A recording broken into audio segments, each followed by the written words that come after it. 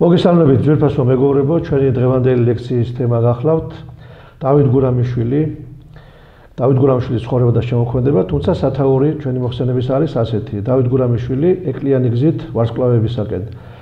ეს გახლავთ ასე ვთქვათ მეტაფორული მხატვრული სათაური, თუმცა ძირითადი თემა შეცვლილი არ არის, ცხოვრება და შემოქმედება ჩვენი თავარი მიზანი საუბრისა. რატომ ავიღეთ ეკლიანი გზით ვარსკვლავებისკენ? ამას ალბათ გამარტება არ სჭირდება. თუ ვინმეს უცხოვრია ამ ქვეყანაზე რომელიმე ქართულ მწერალს ეკლიან გზებზე უვლია, ერთ-ერთი მათ შორის პირველი არის დავით გურამიშვილი და მისი ბიოგრაფიიდან ეს შესანიშნავად ვიცით. ცნობილი ლათინური გამოთქმაა per aspera ad astra, ანუ ეკლიანი გზით ვარსკვლავებისკენ, ანუ ბედნიერებისკენ. და ბედნიერება არ ვიცით რამდენად ბედნიერი იყო დავითის ცხოვრება ბოლომდე, მაგრამ მართლაც საქართველოს ქართულ ლიტერატურას მოუტანა განსაკუთრებული წიგნი, გამოუგზავნა უпроსტად უკრაინიდან, რომელსაც დავითიანი ქვია და აი ამ დავითიანის მეშვეობით ჩვენ გებულოთ მის ცხოვრებასაც და მისი შემოქმედების არსებს ვფიქრობთ და ეხლა რა თქმა უნდა ჯერ მოკლედ უნდა ითქვას იმის შესახებ თუ რა არის დავით გურამიშვილის შემოქმედება, რა ადგილი უკავია ქართული ლიტერატურის ისტორიაში და როგორ შეიძლება დეფინიცია მისი შემოქმედებისა.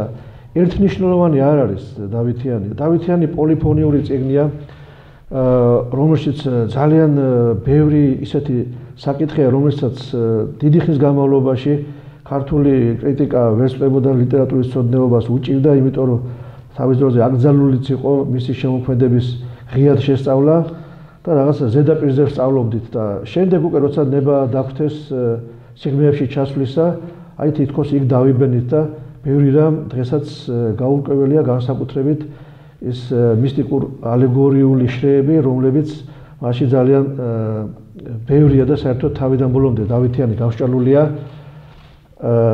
მისტიკურ ალეგორიულ, ანუ სიმბოლურ ალეგორიული აზროვნების წესით. დავით გურამიშვილმა დავითიანი შექმნა ასე ვთქვათ სახარების ანალოგიით. სახარება 4 თავის ანალოგიით, მოგეხსენებათ, სახარება 4 თავისგან შედგება და დავით გურამიშვილმა 4 წიგნად დაყო თავისი დავითიანი. პირველი A, B, G და D წიგნებად და შემდეგ ამ თითოეულ წიგნში შეიტანა ისეთი თემები, რომლებიც თავიდან ბოლომდე თუ გავადევნოთ თვალს, დალაგებულია ძველი აღთქმის შინაარსის მიხედვითაც. ესე იგი, სტრუქტურა არის ახალი აღთქმის ანალოგიით, ხოლო შინაარსი მოცემული არის მეტნაკლები მიბაძვით ძველი აღთქმისა. და ეს რა თქმა უნდა მის პოზიციასაც მიანიშნებს და მისი მხატვრული აზროვნების სპეციფიკას. დავით გურამიშვილს ჩვენ ბავშვობიდანვე ვეცნობით და ჩამოგვიყალიბდა სტერეოტიპი ასეთი, რომ ქართლის ჭირი არის მისი მთავარი თხზულება და დანარჩენი შემდეგ უნდა შევისწავლოთ როგორმე მოახერხოთ ხოლმე გაგება. მაგრამ თუ და კარგად წავიკითხავთ ამ წიგნს, პირიქით არის ქართლის ჭირი ერთ-ერთი საკითხია მასში და უფრო მთავარი სხვა საკითხებია, სხვა მხარეებია, სხვა შრეებია და ვეცდებით რომ აი ამ შრეებზე უფრო ვისაუბროთ, იმიტომ რომ აი ეს თქვათ სიმბოლურ ალეგორიული აზროვნების სპეციფიკა მის შემოქმედებაში სხვადასხვანაირად არის გაგებული, მრავალნაირად არის გაგებული, რამდენადაც პოლიფონიურია, როგორც ვთქვით, დავითიანი, იმდენად კონტრაპუნქტული არის, ესე იგი პოლიფონიური არის თვითონ ლიტერატურის ცოდნეობა აი ამ საკითხების შესახებ. ჩვენ გზადაგზა რა თქმა უნდა დავასახლეთ იმ კვლევრებსაც, რომლებმაც წვლილი შეიტანეს დავით გურამიშვილის შემოქმედების კვლევაში და მეტნაკლებად ვეცდებით რომ თითოეული ზღვაწლი წარმოადგინოთ. თუმცა სრულად გაგვიჭირდება, იმიტომ რომ ჩვენი მიზანი არის დავითის ცხოვრებასა და შემოქმედებაზე საუბარი. მოდი ჯერ დავითის ცხოვრებას გავადენოთ თვალი. დავით გურამიშვილი დაიბადა 1705 წელს საგურამოში. ასე ვამბობთ ხოლმე ტრადიციულად, მაგრამ საგურამო არ ერქვა იმ სოფელს, სადაც დავით გურამიშვილი დაიბადა. ეს არის გურამიანთკარი ძველი და უფრო ადრეული გორის უბანი. გორის უბანი ქვია, თვითონაც უწერია წიგნში, რომ გორის უბანს ვიყავი მოსახლეო. ესე იგი იქ არის დაბადებული და საგურამო შემდეგ ეწოდა ამ სოფელს. საგურამო ქვია მთელ მხარეს, რომელიც ებოძა გურამ ზევდგინიძეს კახეთის მეფისაგან. გურამ ზევდგინიძეს როგორც ჩანს გამოუჩენია თავი ომში არაერთხელ და ამისათვის კახეთის მეფეს მისთვის მიუცია მამულები, რომელიც მოიცავს არაგვის მარცხენა მხარეს თეზმის ხეობას. თეზმის ხეობის ნახევარზე მეტი იყო გურამიშვილებისა და ამიტომაც საგურამო ეწოდებოდა იმ ხევს და მე მახსოვს, როდესაც ცოტა ადრეულ წლებში საგურამოელად ითვლებოდა ყველა, ვინც თეზმის ხეობაში ცხოვრობდა. ეს და გაგება თანდათან დაიკარგა და შემდეგ მარტო იმ სოფელს აღნიშნავს, სადაც რომლის თავზეც იყო სოფელი გურამიანთკარი, ანუ უფრო ადრე როგორც მოგახსენეთ გორის უბანი. ეს გორის უბანი სად არის? თქვენ ალბათ ხშირად ყოფილხართ ილია ჭავჭავაძის მუზეუმში და აი ილია ჭავჭავაძის სახლ-მუზეუმის მარჯვენა მხარეს ზედაზნის მონასტრის ასასვლელი გზა საერთოდ არის. აი ესე იგი სახლ-მუზეუმსა და მონასტრის გზას შორის, დაახლოებით 1 კილომეტრი ნახევარი, შეიძლება 2 კილომეტრი. აი ის ტერიტორია ითვლებოდა გორის უბნად და სხვადასხვის რამდენიმე წლის წინათ საქართველოს კათოლიკოს პატრიარქმა უწმინდესმა და უნეტარესმა ილია მეორემ აკურთხა კიდევაც იქ ადგილი, სადაც უნდა აშენებულიყო დავით გურამიშვილის სახლ-მუზეუმი, მაგრამ სამწუხაროდ ბოდიში მაბათ ერთ მუზეუმი, მაგრამ სამწუხაროდ ეს არ მოხერხდა. იქ ეხლა იმ ადგილას, სადაც ნანგრევები ჩანდა სახლისა არის შეიძლება უკეთესიც არის, არ ვიცი, ვენახია იქ ახლა გაშენებული და როგორც ამბობენ, ეს ხიხვია ქვია იმ ჯიშს, რომელიც ეგ ძველი ქართული ჯიშია და შეიძლება რა ვიცი, შეიძლება ეს უკეთესი იყოს, ჩვენ რო გველოდა იმისაც როდის აშენდებოდა, ალბათ დიდხანს მოუნდებოდით კიდე. სამწუხაროდ აქაც არ აღმოაჩნდა ბედი დავით გურამიშვილის. უკრაინაში დიდი ხანია მისი მუზეუმი არსებობს მის სახელობის, საქართველოში ჯერ ვერ მოახერხეთ ეს. 1705 წელს დაიბადა მეთქი, ამბობდა ეს ის ის პერიოდია, როდესაც საქართველო ქართლ-კახეთი განსაკუთრებით ძალიან ძიმე მდგომარეობაშია. პატარა ისტორიულ ექსკურსს თუ გავაკეთებთ, რა ხდება ამ დროს საქართველოში? საქართველოში ხდება ის, რომ ორი დიდი ძალა ოსმალური და სპარსული ებრძვის ერთმანეთს საქართველოს ტერიტორიაზე და ჩრდილოეთიდან მოდის თანდათან რუსული ძალა. ეს მესამე ძალა, რომელიც ჯერჯერობით უროდ სინჯავს თავის ძალებს ამიერკავკასიაში. თურქეთი, მაპატია, თურქეთი არა, ოსმალეთი და სპარსეთი აფინანსებენ ჩრდილოკავკასიელ, ძირითადად დაღესტნელ მთიელებს იმისათვის, რომ მათ აწარმოონ გამუდმებული თავდასხმები საქართველოს ბარზე. ეს რა თქმა უნდა გამიზნული პოლიტიკურ სამხედრო ნაბიჯი იყო მათი მხრიდან და ეს 1 და 2 წელი არ გრძელდებოდა. 10 წლების განმავლობაში გრძელდებოდა ეს ამბავი და წარმოიდგინეთ, ახლა ისედაც დაინტერესებული იყვნენ კავკასიელი მთიელები იმით, რომ საქართველოს ბარი გაეძარცვათ და მით უმეტეს ისინი ამაში დაფინანსებას ღებულობდნენ. და იყო პერიოდი, როდესაც ყოველდღიურად იმართებოდა ომი ჩრდილოკავკასიელი მარბიელი ჯგუფების წინააღმდეგ. სხვადასხვის ვინც ყოფილა ზედაზნის მონასტერზე, მას უთუოდ გააკვირვებდა ამ მონასტრის კედლების სიმაღლე. ძალიან მაღალი კედლებია, ასეთი მაღალი კედლები არც ერთ ციხესიმაგრეს არ აქვს, მე მგონი. მაგრამ ზედაზნის მონასტერს ჰქონდა და აქვს. რატომ? იმიტომ რომ იქ ყოველდღე მიდიმოდიოდნენ ჩრდილოკავკასიელი მძარცველები, ყაჩაღები, რომლებიც იტაცებდნენ ადამიანებს და შემდეგ მიჰყავდათ თავიანთან, ძირითადი ცენტრი იყო ოსოქოლო და იქიდან შემდეგ განაწილებდნენ ყირიმში ან სტამბოლის ბაზრებზე ყიდნენ ქართველებს, ან გამოსასყიდს ღებულობდნენ. აი ამ მონასტერს ამიტომ აქვს მაღალი კედლები, რომ იქ ბერები არ დაერბიათ. გარდა ამისა, მონასტრიდან აღმოსავლეთით მთელ ამ იალნოს ქედზე, აი ჩვენ ზედაზნის ქედს ვეძახით, მეორენაირად იალნოს ქედიც ქვია და უერთდება კახეთის იალნოს ქედი ქვია იქაც გაგრძელება და შემდეგ ეს ამ ორი მთის ორი შტო უერთდება ბორბალოს. აი იმ ბორბალოდან მოყოლებით, ესე იგი ფშავ-ხევსურეთის აღმოსავლეთით თუშიდან გადმოდიოდნენ და ფშავ-ხევსურეთის აღმოსავლეთით გზები იყო, გადმოდიოდა ზედაძის ქედზე და აი ზედაძის ქედიდან ჩადიოდა სარკინეთის საკენ და გადადიოდა ახალციხის მხარეში. ეს იყო ტრასა, ასე ვთქვათ, ტრაფიკი, როგორც ახლა ეძახიან და აი მოტაცებული ადამიანები ამ გზებზე მიჰყავდათ ძირითადად. თუმცა იყო მეორე გზაც დუშეთის მხარეს, სწორედ ამ გზაზე წაიყვანეს დავით გურამიშვილი. ეს უნდა მოხდარიყო 1728 წლის ზაფხულში. გურამიშვილი თავის ცოლეურში იყო და ცოლის ძმას ეხმარებოდა მამითათში და მიქონდა საჭმელი მუშისთვის. და აი ამ დროს, როგორც ჩანს, ზე კარგად მოწერილი იყო და ცხელოდა და სიცხისგან შემწუხდიო გურამიშვილი ამოსაც ჩავედი წყაროსთან გასაგრილებლათო და თოფი მიაყუდა ხეზე და სწორედ მაშინ გამოცვიდნენ ეს ყაჩაღები 15 ყაჩაღი და მათ წაიყვანეს ოსოქოლოში, ატარეს ძალიან მძიმე გზაზე და თვითონ წერს დავითი, შემიყვეს, წამომიყვანეს ხელფეხს მომიდვეს გენია, გარდმომატარეს ასიმთა მინდორი ცხრაიმდენია, მუდამად თვალთან აკადი მდუღარე ცრემლიმდენია, მაჭამეს დუმა დახალი, მახრიტეს ხინკლის წვენია. შემდეგ ასეთი რამ ხდება. გურამიშვილი იქ ოსოქოლოდან ერთხელ გამოიყარება, მაგრამ ვერ მოახერხებს, დაიჭერენ და სცემენ, უკან დააბრუნებენ ისევ ორმოში. და შემდეგ აი მეორედ მოახერხებს გამოპარვას და ეს ბედნიერი იქნება მისთვის ეს გამოპარვა.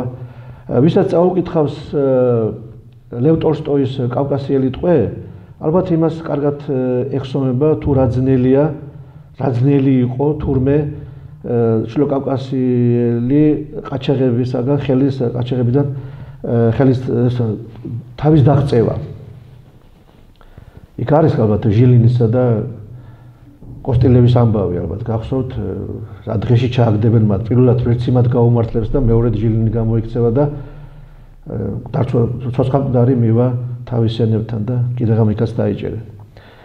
11 დღე მოდიოდა დავითი სრულიად მშიერი, ღამით მოდიოდა და დღისით შამში იყო დამალული და აი ესე არაადამიანურ პირობებში ჩამოაღწია თერგის პირას, იქ კაზაკებმა შეიფარეს და ასეთი წესი იყო, რომ კაზაკებს ჰქონდათ თავიანთი ცენტრი, სადაც ასეთ დევნილებს შემდეგ გადაანაწილებდნენ ხოლმე რუსეთის სხვადასხვა მხარეში და გურამიშვილს იქ შეხვდა ერთი თარჯიმანი, თელაველი კაცი, ფშავლელი კაცი, სოფელ ფშავლიდან, იანვარა, რომელსაც უთარგმნა რუსებს ეს მისი მდგომარეობა და მისი ვინაობა აუხსნა და ის გაანგზავრეს მოსკოვში, სოლაღის გზით, მდინარე ვოლგით ადიოდა ეს გემები ადიოდნენ და ჩავიდა მოსკოვში. შეუერთდა ვახტანგ მე-6-ის ამალას. იქ დანიშნეს ჯაბადარ ბაშად, ანუ იარაღის საწყობის გამგედ, არსენალის საწყობის გამგედ და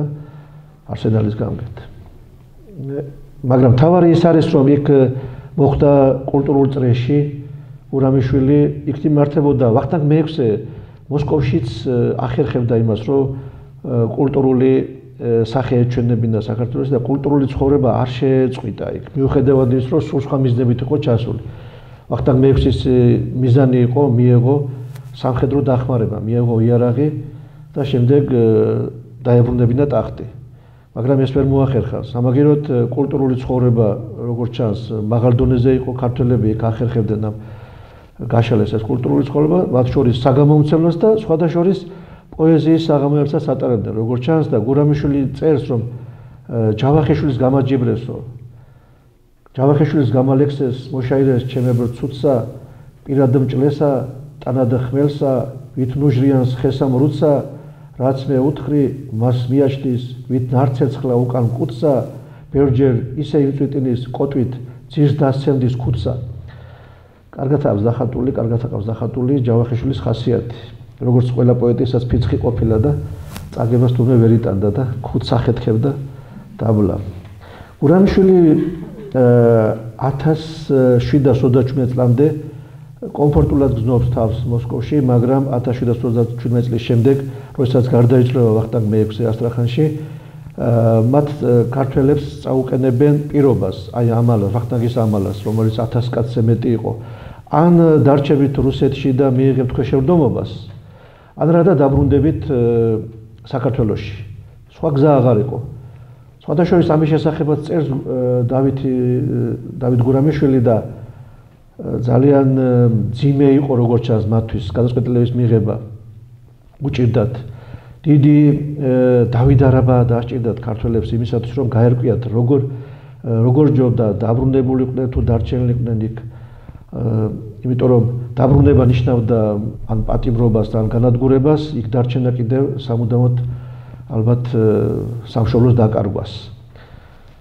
ნუ რაღაც ნაწილი წამოვიდა საქართველოში დაბრუნდა, დიდი ნაწილი დარჩა იქ და 1738 წელს აი ამ ნაწილისაგან შეიქმნა ქართველ ჰუსართა პოლკი, რომელიც თავიდან 700 კაცს ითვლიდა და მერე სხვადასხვა 1200 კაცსაც გადააჭერბა საქართველოსდან ჩასული, სხვა დროს ჩასული ქართველებიც შეუერთდნენ აი ამ ჰუსართა პოლკს და დავითიც იქ ჩაეწერა. დავითმა ამისათვის, რადგან ქვეშევრდომობა მიიღო, მას გადასცეს 30 კომლიანი სოფლები მირგოროდსა და ზუბოვკაში, იქ მამულებიც ჰქონდა და ამ მამულების მოვლა ვერ მოახერხა, იმიტომ რომ მალევე დაიწყო ომი თურქების წინააღმდეგ, ეს იყო ყირიმის ომი, სხვადასხვა რომელიც დიდხანს გაგრძელდა. 1739 წელს დაიწყო ეს ომი, შემდეგ სხვა ომებიც იყო, შვედებთან ომი, პრუსიელებთან განსაკუთრებით, 7 წლიანი ომი იყო პრუსიელებთან და ამ 7 წლის განმავლობაში გურამიშვილი იბრძოდა, ნუ მერე ბოლო 2 წელი თუ 1 წელი მოხვდა ციხეში, მაგდებურგის ციხეში და იქიდან წელიწადნახევრის შემდეგ გამოისყიდეს რუსებმა.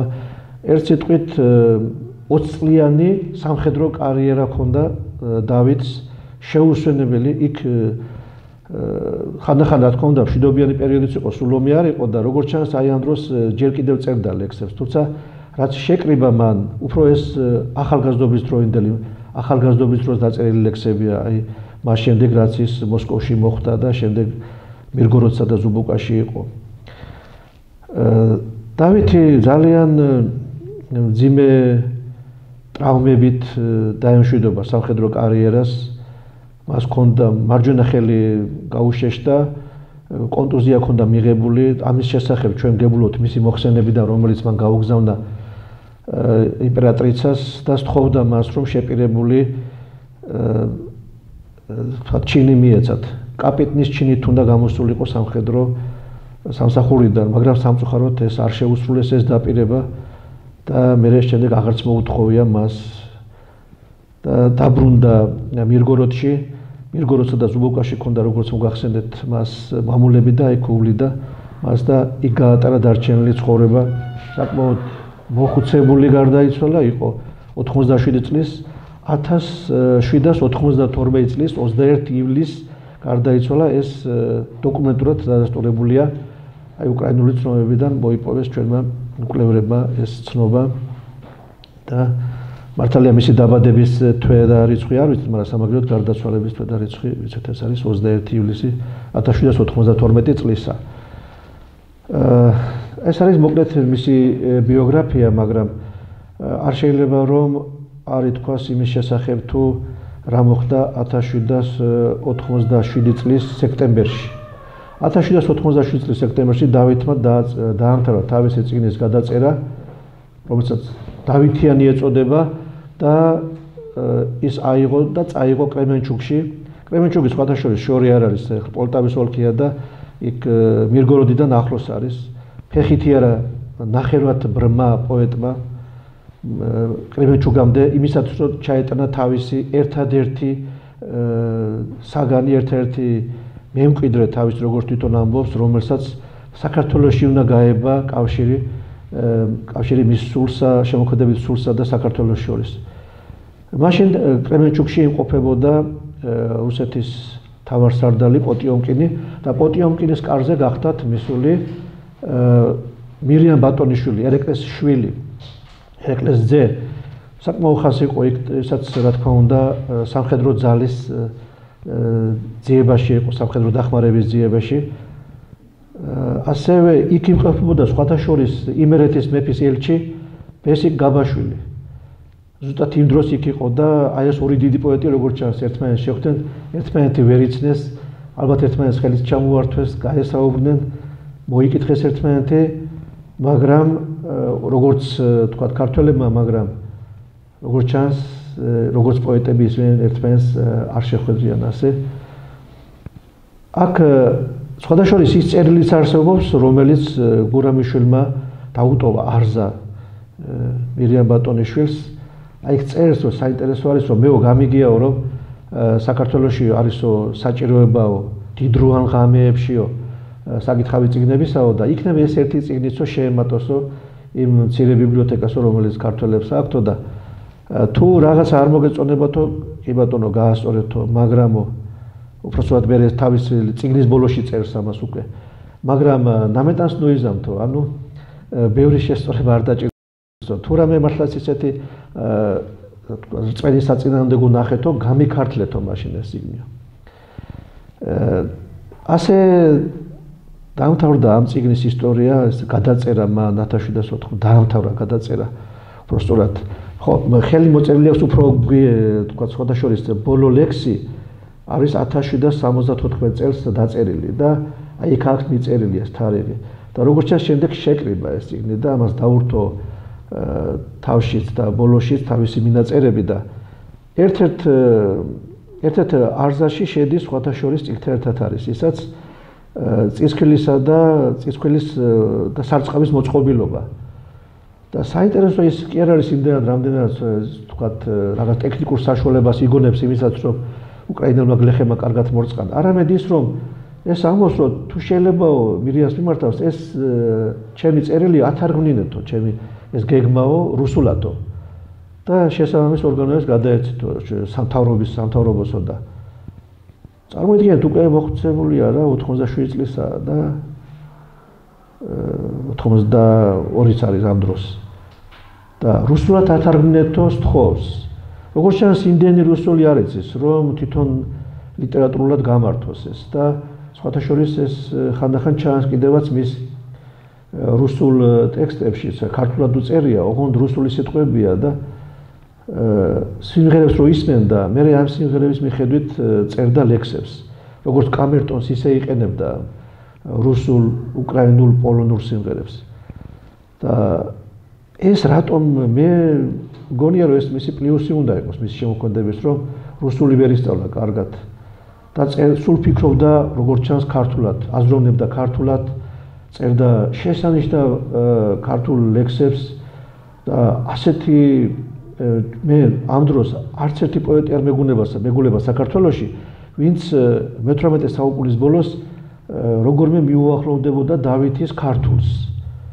უზადო ქართულით წერს დავითი თავის ლექსებს თავის პოემას საიდან უნდა სცოდნოდაო როცა შეკითხვა დაისვება რა თქმა უნდა უპირველეს ყოვლისა ეს არის ის არეალი რომელშიც ის დაიბადა და ცხოვრობდა ეს არის ქართლი ლამისყანი საგურამოდან ლამისყანამდე აი ეს ადგილები არის რომ დაფიქსირებული მისი ცხოვრების არეალად მაგრამ თუმცა მას სხვა ადგილებიც აქვს მოხსენებული სხვა ადგილებშიც ყოფილა ძირითადად ქართლის ტოპონიმებია იქ მაგრამ ამავე დროს აი ამ კილოს თეზმის ხეობისა და არაგვის ხეობის აი ამ მონაკვეთს ეტყობა ფშაური კილოს გავლენა და რაღაცა თითქოს ნაზავია ფშაურისა და ქართლურის იმ ცნობილი ქართლურის რომელიც თქვა ჩვენ როგორც კოინენა ვიცით გორისა და თქვა ცხინვალის რეგიონიდან რა ოდნავ განსხვავდება თან მინარევი აქვს როგორც გითხარით ფშაური კილოსი ამას და ეს შერჩენილი აქვს ამდენი წლის განმავლობაში არათუ დაავიწყდა უფრო გააღრმავა ცოდნა ქართულიანისა როგორც ჩანს იმიტომ რომ როგორც ეგარ თქვით ქართული კულტურული საზოგადოება მოსკოვში ჯერ კიდევ არსებობდა და შემდეგ მირგოროდშიც როგორც ჩანს მარტო არ იყო როგორც ქართველი იქ სხვებიც ყავდა მოსაუბრეები და უპირველესი მოსაუბრე რა თქმა უნდა იყო თავისი წიგნი რომელსაც მთელი ცხოვრების განმავლობაში წერდა ეხლა დავით გურამიშვილის დავითიანი რა არის ეს რას თქვათ უნდა მივაქციოთ ყურადღება. როგორც წეგან თქვით, შესავარში დავით გურამიშვილის შემოქმედება არის პოლიფონიური და მას უამრავი წახნაგი აქვს. ერთ ლექციაში, ერთ საუბარში, რა თქმა უნდა, ძალიან ძნელია ამაზე საუბარი და სიღრმისეული საუბარი, მაგრამ რაღაც მიმოხილვით დონეზე შეიძლება და შემდეგ თუ გამოჩნდა საშუალება დანარჩენ საკითხებზე შეგვიძლია ვისაუბროთ უფრო დაწვრილებით, მაგრამ ამჯერად აი დავით გურამიშვილის ესთეტიკაზე რომ ვისაუბროთ. ახლა რა არის დავით გურამიშვილის ესთეტიკა? ანუ რა არის მისი პოეტური შემოქმედების ფილოსოფია? მე ყოველთვის როცა ესთეტიკაზე ვსაუბრობ, ყოველთვის განმარტავ ხოლმე ჩემს დამოკიდებულებას აი ამ ტერმინის მიმართ. ესთეტიკა სხვადასხვანაირად განიმარტება, თქვათ განმარტავენ როგორც მოძღვრებას მშვენიერის შესახებ, განმარტავენ როგორც თქვათ ფილოსოფიას და განმარტავენ კიდევ სხვადასხვანაირად, მაგრამ ამაღლებული შესახებ და ასე შემდეგ, მაგრამ ჩემი აზრით ესთეტიკა არის ხელოვნების ფილოსოფია. თუ ცხოვრებას აქვს თავის ფილოსოფია, ხელოვნებასაც აქვს თავის ფილოსოფია და ეს არის ესთეტიკა. აი ამ ფილოსოფიური თვალით თუ შევხედავთ, შემოქმედებით ფილოსოფიის თვალსაზრისით, გურამიშვილი არის უაღრესად მთლიანი და ერთიანი შემოქმედი, რომელსაც თავიდან ბოლომდე აქვს დაცული თავისი მრწამსი, თავისი მსოფლმხედველობა. წეგან როგორც თქვით, ბიბლია მისი მთავარი საყრდენი და ბიბლიის კონცეპტებზე ეყრდნობა მისი შემოქმედება, მაგრამ ამავე დროს ის გადის აი ამ საზღვრებიდან და თქვათ საერო ლიტერატურის საუკეთესო ხაზს მიუყვება ხანდახან. აი მაგალითად რომ ამავიღოთ მისი თუნდაც ისტორიული მონაკვეთი მისი ეს სულ სხვა ტიპის არის, თუმცა ჯდება მაინც ბიბლიურ ხაზში, იმიტომ რომ აქ ისტორიული თხრობა ქართველებისა და კახელების შინაური ომისა რა. მაგრამ აი თუ ავიღებთ პოემა კაცი ამ წყემს, ანუ მხიარულ ზაფხულს, ეს უფრო მეტად მართალია ესაც თავისი მრწამსით, მორალური მრწამსით, ეთიკური მრწამსით ეყრდნობა ბიბლიას, მაგრამ ამავე დროს ეს არის თავისუფალი წიგნი, საერო წიგნი, რომელშიც ჩანს პოეტის შინაგანი თავისუფლება, გაქანება და ისეთი პოეტური თქვათ სიღრმეებია, საერო პოეტური სიღრმეებია, რომლის მსგავსი ქართულ ლიტერატურაში მანამდე არ ყოფილა და მერეც გაჭირდება რომ მოიძებნოს. სპეციფიკას ვამბობ მე და არა თქვათ გალაქტიონის, რა თქმა უნდა, გალაქტიონის ლირიკაზე არ აქვს საუბარი, არც ვაჟა-ფშაველას პოემებზე. დავით გურამიშვილის ესთეტიკის მთავარი იდეა არის სიმბოლური ჯვარისტისთვის იდეა და რას ნიშნავს ეს? დაახლოებით იმას ნიშნავს, რომ როგორიც არის წარმოდგენილი სახარებაში, როგორაც არის წარმოდგენილი სახარებაში სიმონ კვირინელი. აი სიმონ კვირინელი იესო ქრისტეს შეეშველება ჯვრის ტარებაში, იმიტომ რომ მას უჭირს არა აღმართზე ატანა მძიმე ჯვრის და პირველი სიმონ კვირინელი გაბედავს და შეეშველება ამას ჯვრის ტარებაში. სიმონ კვირინელის მსგავსად ყველა ქრისტიანი ატარებს ამ ჯვარს, მაგრამ ამაზე ყურადღება არ מחვილდება ესე განსაკუთრებით არა, როგორც თქვათ წმინდა მამების ცხოვრებაში არის ამაზე საუბარი, საერთოდ საერო ლიტერატურაში ამას ნაკლებ ყურადღებას აქცევენ. მაგრამ დავით გურამიშვილი, როგორც მართლმორწმუნე ქრისტიანი, ამას განსაკუთრებულ ყურადღებას აქცევს, ესე იგი ჯვარისტისთვის იდეას და ეს ამ იდეით გამსჭვალათელი თავისი ყველა ლექსი და პოემა, ყველა ნაწარმოები თავისი, 4-ვე წიგნი გამსჭვალული არის ამ იდეით.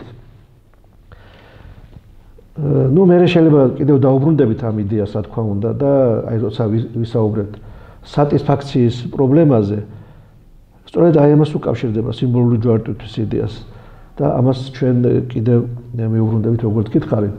მეორე პოეტური მე არის ასეთი კიდევ ესეთი ესთეტიკური ცნება, რომელსაც ყურადღება მიაქცია თავის დროზე რევას სირაძემ და დაუკავშირა მის შინაგან, თქვათ, პოეტურ ბუნებას. თუმცა ეს შინაგანი შემდეგ განზოგადდება როგორც ისეთ მონაცემად, ისეთ კონცეპტად, როგორიც ხდება შემდეგ ჩვენ შემდეგ კი არა მანამდე უფრო სწორად ვაპატიეთ დავით აღმაშენებლის გალობანის სინანულისანის ტექსტში და თქვათ კრეტელის დიდ კანონშია რა.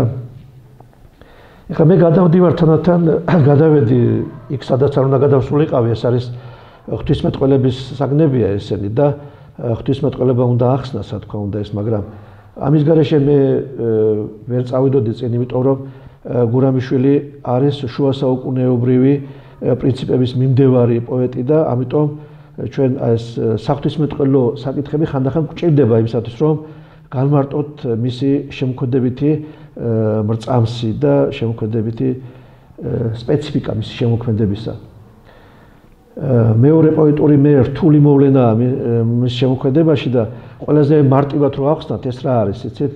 ეს არის დავით წინასწარმეტყველის, ფსალმუნთა ავტორის წარმოდგენა, როგორც მეორე პოეტურ მეტ. ანუ თავი ხანდახან წარმოუდგენია დავითის ადგილას, მაგრამ სადაც კი მკეთრად გამოჩნდება ეს, არა, მაშინვე უკან იხევს და უკვე ვეღარ გაიგებ, რაღაცა ზღვარზეა ჩვენი წარმოსახვა. აქ დავითის სიტყვებს კითხულობთ თუ ჩვენ გვესმის ფსალმუნთა ავტორის სიტყვები. ბოლომდე არასოდეს არ აიგივებს თავს დავითის წინასწარმეტყველთან, თუმცა მაინც აიგივებს მას თან თავს არაერთ ლექსში.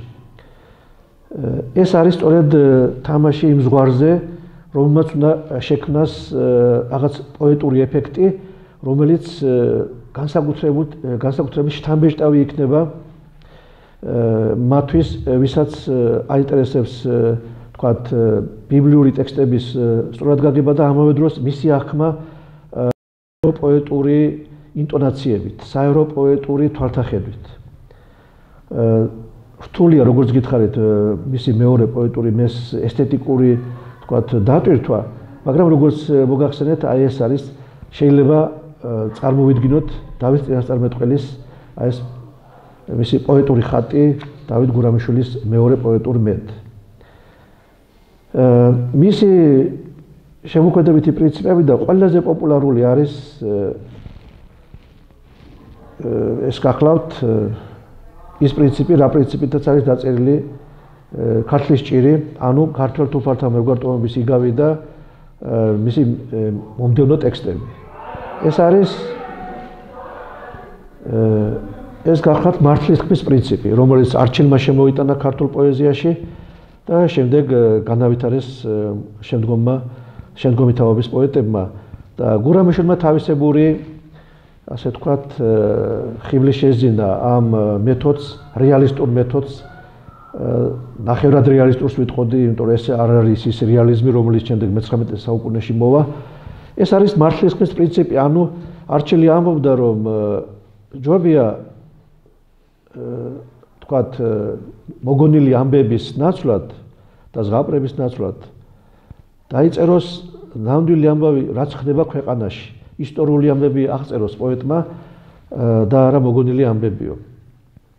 და შემდეგ ასეც იქცეოდა ის და წერდა ეს სწორედ დოკუმენტური პოემები აქვს მას დაწერილი, არა, დოკუმენტალისტია, ასე ვთქვათ, პოეტური დოკუმენტალისტიკის დარგში მუშაობს არჩილი. და ვახტანგმაც ხარკი გაიღო, ვთქვათ, ამ მიმდინარეობის მიმართ რაღაც თავისებური რაკურსით დაინახა ეს. და ალბათ ეს არის ის, რაც მას ყველაზე მეტად ახასიათებს. ეს რაკურსი გახლავთ სარწმუნოებრივი რაკურსი, ასევე ის ამბობს, რომ ქართველთა უბედურება, ეს შინაომი და შემდეგ მტრების გამარჯვება მათზე, არის ქართველთა ცოდვის ნაყოფი, ანუ შედეგი იმისა, რაც ქართველებმა უღალატეს მეფეებსა და ღმერთს უფალს, უღალატეს ეკლესიას, უღალატეს მორალს, აი იმ შემდეგ ქართველები დამარცხდნენ გარაშემტეხთა ბრძოლაში და ერთმანეთთან ბრძოლაში. ეს არის საწყაულის მოწყვა ღვთისაგან, როგორც თვითონ უწოდებს.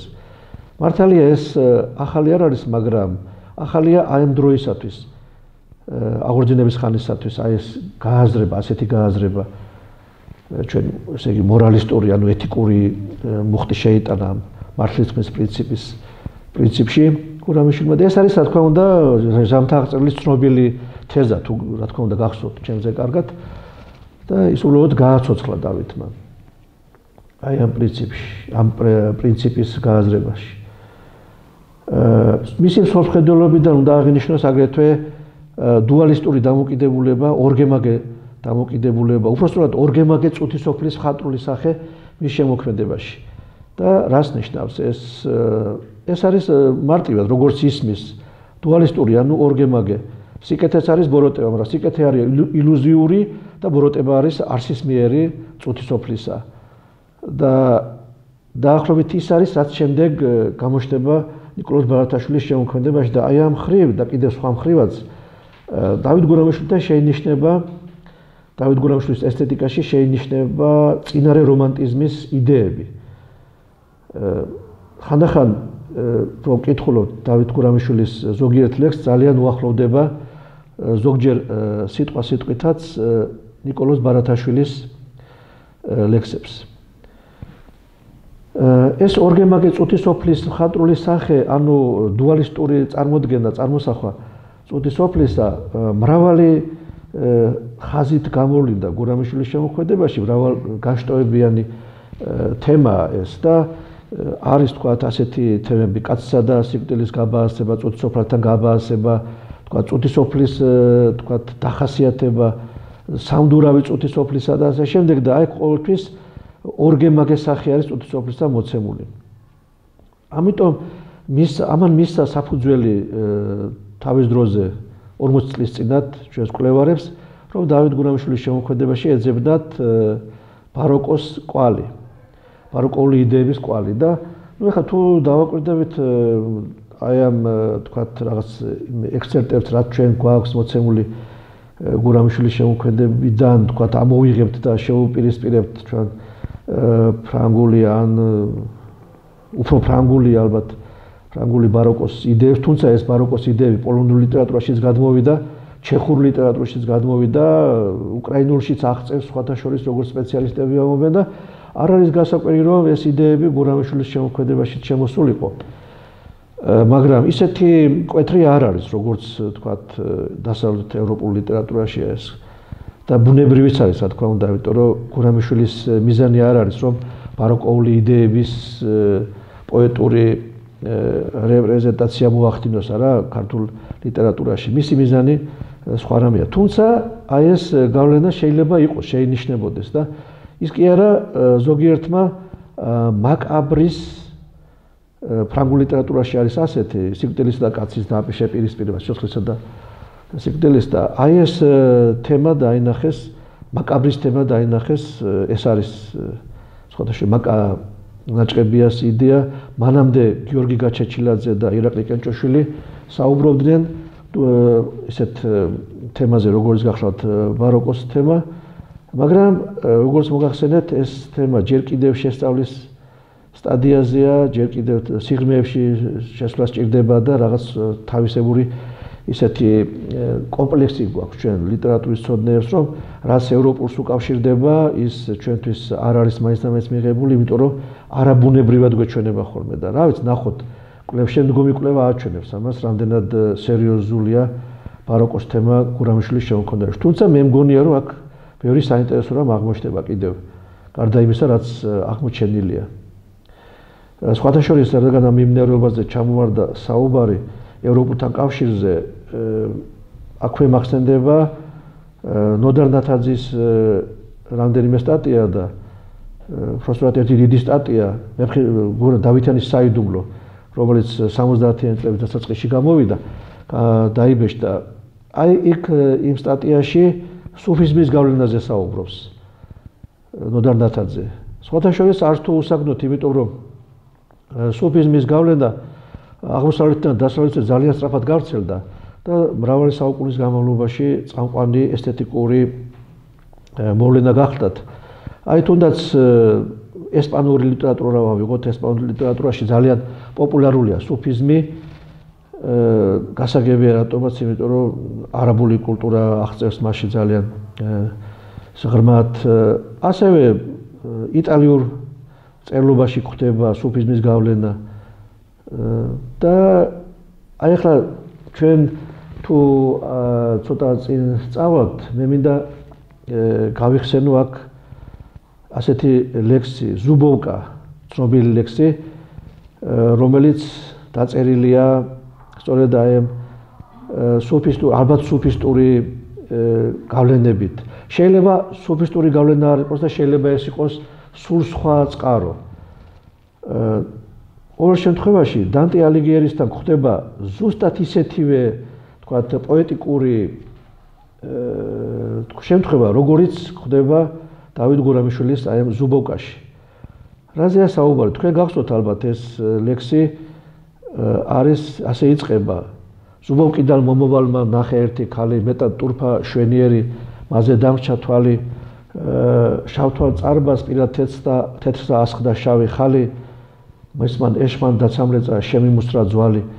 თავიდან ისე ჩანს თითქოს მართლა ძალიან ლამაზი ქალი შეხვდა და არციც იყო ალბათ გზაზე და მოიხიბლა მისით და შემდეგ მას გაესაუბრება და საუბარი შედგება და თქვათ პასუხსაც მიიღებს, არასაკადრის პასუხსაც მიიღებს აი რაყიფისგან ლირიკული გმირი შემდეგ მას კიდევ ეძებს დაიკარგა აღარ ჩანს და შეპირდა რომ კიდევ ვნახავ, მაგრამ აღარ ჩანს, იმიტომ რომ მისი კვალი ზეცისკენ მიდის და აი ამ ქალის. რატო? იმიტომ რომ მისი სიყვარულისთათვის სცემეს ხერშეკრულსა, აი ამ ქალს სცემეს ხერშეკრულსა და ბოლოს ასეთი სიტყვებით მთავრდება. აც შენ ჩემო საყვარელო იმყოფები სადა, ქვეყნად შენგან უკეთესი მე არავინ მყვანდა, ქვესკნელსა ვარ ვერ აქხედა მეგულვებით სადა, გეაჯები ნუ გამწირავ წავიყვანე მანდა. ესე იგი, აქ პირდაპირ იესო ქრისტეს შესთხოვს დავით გურამიშვილის ლირიკული გმირი შველას, შემწეობას. ზუსტად ასეთივე პრინციპით წერს თავის ლექსებს, სონეტებს დანტე ალიგიერი თავის ცნობილ წიგნში ვიტანოვა, ახალი ცხოვრება. სხვადასხვა მე თვითონვე განმარტავს. აი ყოველი სონეტის შემდეგ განმარტება არის მოცემული დანტე ალიგიერისა თუ რას ნიშნავს აი ეს გრადაციები, რაც მასშია მოცემული. დანტეც ასევე მიმართავს ბეატრიჩეს, როგორც შვენიერ შეყვარებულს. ბეატრიჩე მართლაც მისი საცოლე ყოველშემთხვევაში შეყვარებული იყო არა. სხვაზე გათხოვდა ბეატრიჩე ორდინარი და რეალური პიროვნება იყო მართლაც. რეალურად არსებული ადრე გარდაიცვალა და შემდეგ მას უძღვნის ლექსებს და აი ამ ლექსებში ეს შვენიერი ბეატრიჩე უცებ თანდათან უფრო სწორად რაღაც გრადაციის სახით წარმოგიდგება იესო ქრისტეს სახით, ღვთისმშობლის სახით და მე ამას განმარტავს დანტე, რატომ ხდება ეს? იმიტომ რომ მიწიერი სიყვარულს ჩვენ მივყავართ ზეციური სიყვარულისაკენ და ზეცამდე. და ეს არის ჩვეულებრივი გზა მისი აზრით. აი ამ სიყვარულის გამოხატვისა, მიჯნურობის გამოხატვისა, როგორც რუსთაველი ამბობს და როგორც თვითონ გურამიშვილიც ამბობს, არა? გურამიშვილის სხვათაშორის მიჯნურობას ასახელებს ერთ-ერთ ხელობად, ანუ რაც ხელობა შეიძლება ადამიანმა პრაქტიკულად ჰქონდეს ხელობა და ადამიანს ერთ-ერთი არის მიჯნურობაც. ერთი სიტყვით აი ეს კავშირები დასავლეთ ევროპულ ლიტერატურასთან გურამიშვილის შემოქმედებაში შეინიშნება და მე მგონია რომ ეს არის ძალზე ბუნებრივი და ჩვეულებრივი სრულიად, იმიტომ რომ ის ძალიან ახლოს არის ეპიცენტრთან დასავლეთ ევროპული ლიტერატურისა და აი როგორ ისრუტავს, როგორც ღრუბელი ისე ისრუტავს იდეებსა და პრინციპებს, პოეტურ პრინციპებს დავით გურამიშვილი. აი უსმენს თქვათ უკრაინულ სიმღერას, პოლონურ სიმღერას და აი ამ სიმღერის ხმას, სიტყვებს არა, სიმღერის ხმას იყენებს როგორც კამერტონს და მე თვითონ წერს ქართულ ლექსს, თავის ქართულ ლექსს. აი მე მახსენდება ერთი ასეთი, სხვადასხვა ეს ლექსიც ზუბოვკა დაწერილია უკრაინული ლექსის ხმაზე. და казак душа правдивая. უკრაინულ რუსული სიმღერაა ასეთი, როგორც ჩანს. შემდეგ კორნელი კეკელიძე განმარტავს ამას ხოთაშვილის. казак душа правдивая, ასე იწყება ის სიმღერაო და აი იმ სიმღერის ხმაზე მაქვს დაწერილი ეს ლექსიო. აი ზუბოვკიდან მომავალმა ნახე ერთი ქალი, მეტად ტურფა შვენიერი, მასზე დამრჩა თვალი. აი ამ რიტმს როგორც ჩანს იღებდა აი ამ უცხო ხმებიდან. რა თქმა უნდა, საბოლოო ჯამში ეს მერე ქართულია, ეს საზომიც ქართულია და თქვათ მეტრიც საზომია, ესა მეტრიც ქართულია, მაგრამ გაქართულებულია გურამიშვილის მიერ და აი სწორედ მისი გენიალობა იმაში მდგომარეობს, რომ უცხო ხმას იღებს და შემდეგ აი ამას გადმოიტანს ქართულ ლიტერატურაში, ქართულ პოეზიაში, ისე რომ დანაკარგები არ აქვს, ესე იგი დანაკარგების გარეშე გადმოაქვს უცხო ხმები. ჩვენ ვიცით, აი მაგალითად მუსიკაში ხდება ხოლმე ასე, რომ ჩვენი კომპოზიტორები ბაძავენ ხანდახან შლაგერებს და გადმოაქვთ უცხოური მუსიკა და ის მუსიკაში ქართული სიტყვები ისმის, როგორც უცხო სიტყვები ისე. და გურამიშვილის გადმოაქვთ უცხო ხმები ისე, რომ ქართულად გვესმის ეს ყველაფერი. აი მე შემიძლია გაგახსენოთ ის სიმღერები, რა სიმღერებზეც წერს დავით გურამიშვილი თავის ლექსებს. აი მაგალითად, ახ სკოლკო ცველა ვლეტახ მალადიხ თვითონვე წერს აქედან ავიღეო. პოლნო ნეპრილშაისია გეყოფა ნუღარ ცოდავო არა. ნეთუ ზლოსტი ნადამნოიო უმეშიც მნე პეჩალმაიო. ესე იგი ჩემში ბოროტება აღარ არის და უნდა შევამცირო ჩემი ნაღველიო. ახ აქ სკუშნო ეგეთი ლექსი ყოფილა. და ერთი ლექსი არის ასეთი, ულეტელა ზაზულინკო ჩერეს დუბინუ. აი ნახეთ როგორი ის აქვს ბოლო ამ ლექსს, ულეტელა ზაზულინკო ჩერეს დუბინუ. იქ აშკარად გამოკვეთილი მახვილია ბოლოში. ვაჟური რითმა, რომელიც ქართულში მაინც-მაინც პოპულარული არ იყო. და გურამიშვილი რას აკეთებს? აი უყურეთ, ასე იწყებს ამ ლექსს, ამ ხმაზე. ულეტელა ზაზულინკო ჩერეს დუბინუ, ესე იგი გადაფრინდა გუგული ჩერეს დუბინუ. სთქვათ ვარდმან თავის თავზე თქნა საქმეავი, შეიძულა მან ბულბული, იყო რაყვავი, ბოლოში გადადის ესე იგი მახვილი და მაგრამ მე უფრო უკეთესად არის გამოკვეთილი ეს ვაჟური რითმა. მეგაცმევდი ტანთ, შენ დახრავდი მცირე ზღვერთა, სხვისგან მონატანთ, აშკარად გამოკვეთილი ვაჟური რითმა, ერთმარცვლიანი და ეს არის პირველი ცდა ქართულ პოეზიაში რაღაცა გამოცოცხლებისა, ფორმისა, საზომისა, უამრავი საზომო შემოიტანა დავით გურამიშვილმა ქართულ პოეზიაში.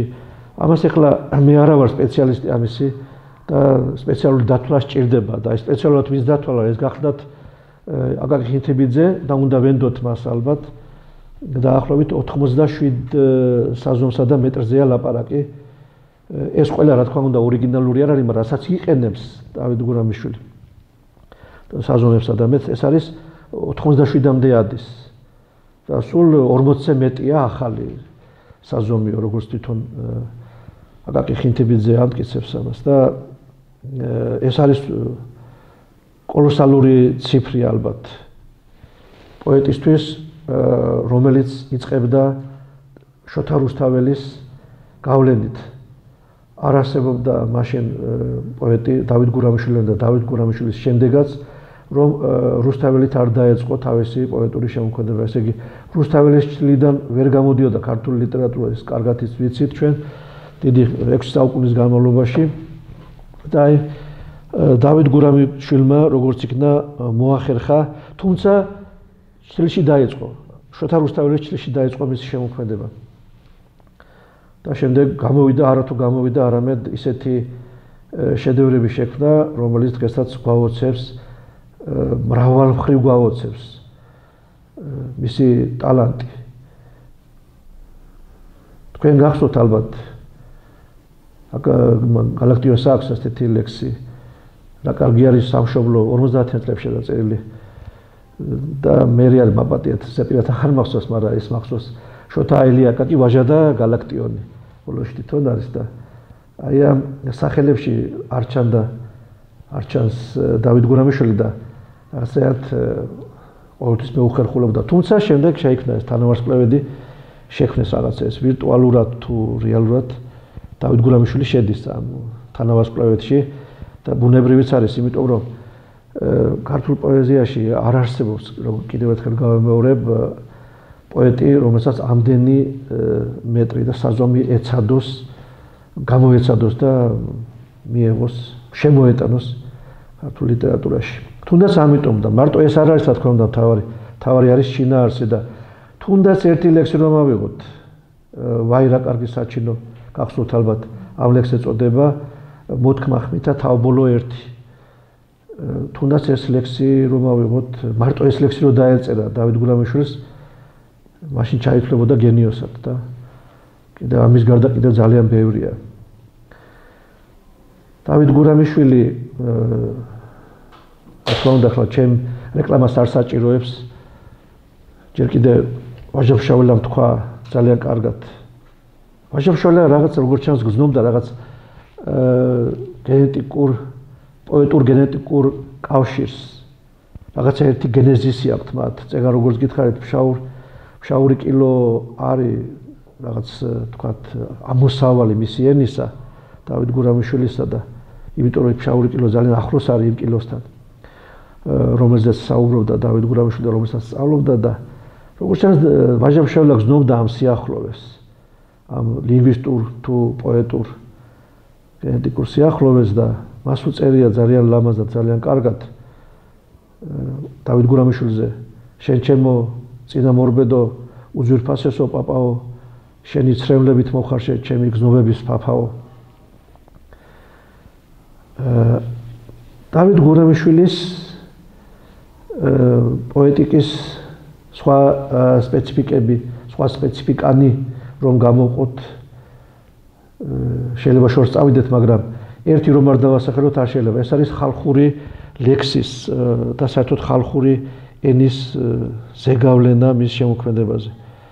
დემოკრატიზაცია მოახდინა დავით გურამიშვილმა, მათ ჩვენ თუ მეფეების პოეზიას გადავხედავთ, იქ არ არის ასეთი დემოკრატიული ენა, აი არც არჩილის შემოქმედებაში, არც ვახტანგ მე-6-ის იქ მაღალფარდოვანია მათი ენა და ბუნებრივიც არის ეს.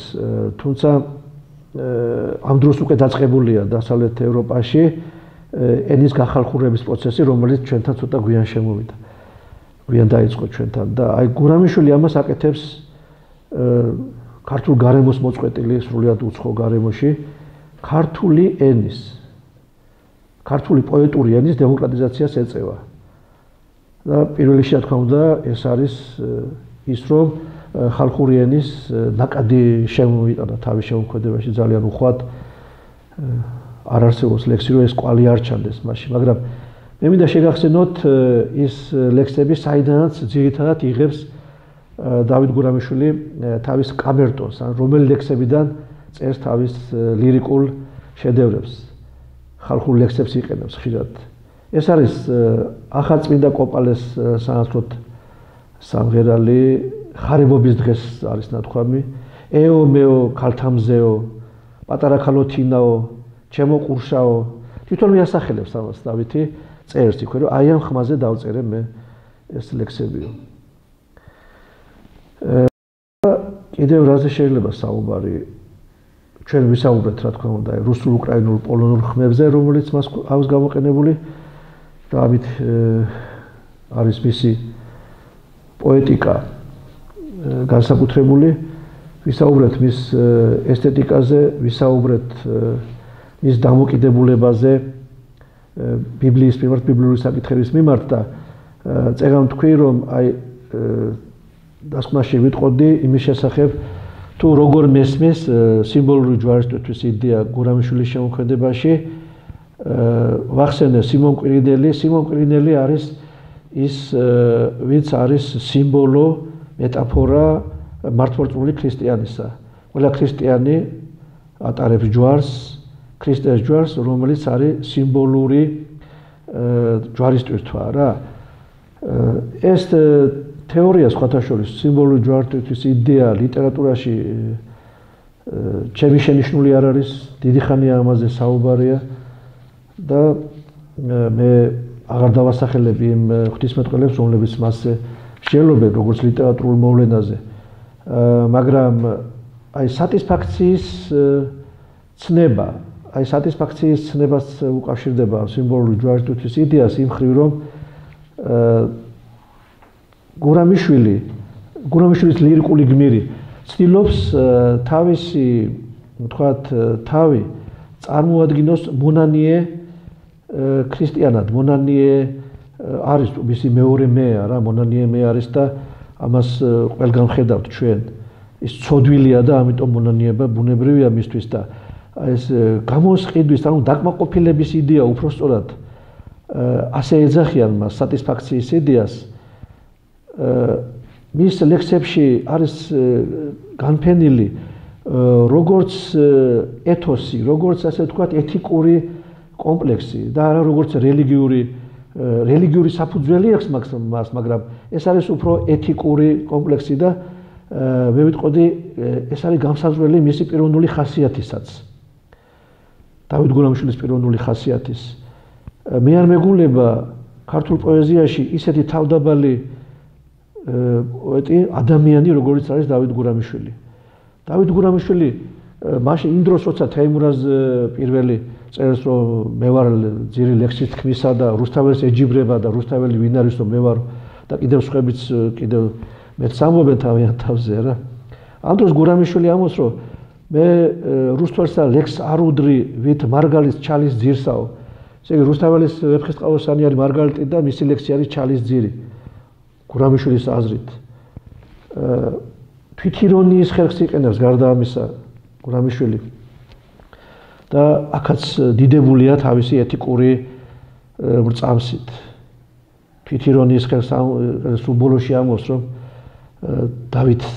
დავითიანის ბოლოში წერს დავითის ტექსტზე, ანუ ფსალმუნებზე და იქ ამბობს, რომ წინასწარმეტყველზე ამბობს, მე ამად ქაჩალმა მისთვის ნავარცხნი თმა მოვისხიო, ქუჩად მოვისხიო.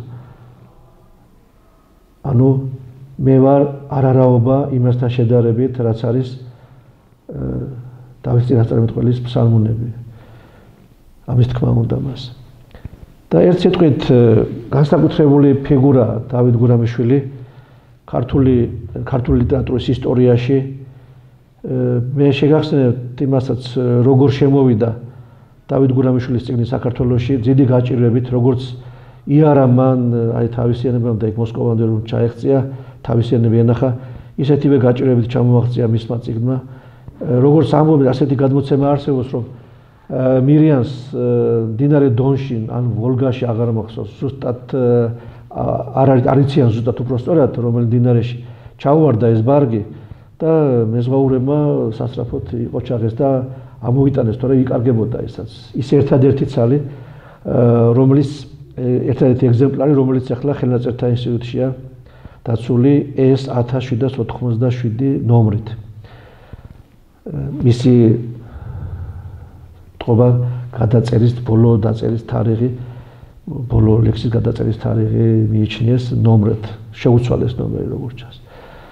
და მე მახსოვს კიდევ დიდი ხნის წინათ, როცა ცისკარს ვკითხულობდი, ერთი ასეთი ჟურნალის ცისკარი რომ გამოვიდა 50-იან წლებში, იქ ეწერა რედაქტორს, რომ აიო, ნახეთო, ჭაშნიკათო, ვინმე გურამოვის ლექსებიაო და იქნებ მოგეწონოთო. და რა თქმა უნდა, არავის არ მოეწონა. ვერ გაიგეს რა ეწერა. ეს იყო შაირით დაწერილი ქართლის ჭირის ამბები. და ვერ მიხვდნენ გურამიშვილის გენიალობას.